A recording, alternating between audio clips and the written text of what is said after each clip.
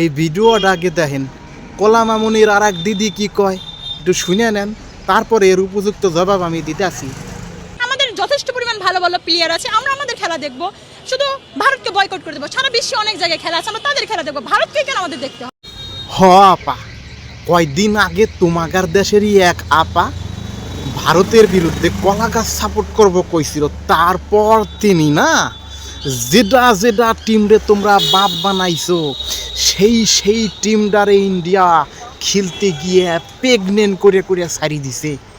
তারপরে রোহিত শর্মার team India T20 world cup জিতে আনিছে, বুঝিছো? এবার আইসে আর এক মামনি ভারত বয়কট করতে, করিয়ে দাও, করিয়ে তোমরা পাকিস্তানরে বাপ বানাও, যেমনটি করে তোমরা অস্ট্রেলিয়ারে বানাইছিলা, সাউথ আফ্রিকারে বানাইছিলা, শ্রীলঙ্কারে বানাইছিলা, সব কটিরে প্রেগনেন্ট করে করে হারাই দিছে আমাদের টিম ইন্ডিয়া। এবার তোমরা পাকিস্তানরে বাপ বানাও। এবার আমরা আর্মি নিয়ে গিয়া এর আগে যেমন তোমাকেও প্রেগনেন্ট করে বাই করছিলাম 1971 সালে, এবার পাকিস্তানে প্রেগনেন্ট করে 3টে বাচ্চা হিন্দুস্তান, পাঞ্জাব প্রদেশ, বালুচিস্তান বাইর করুন নে। হাসা কথা কইতেছি, মিলে নিও, বয়কট করো। তোমরা করো না কে আপা? বয়কট করো করো করো, শিগগিরই করো, আমরা বাইকে যাই।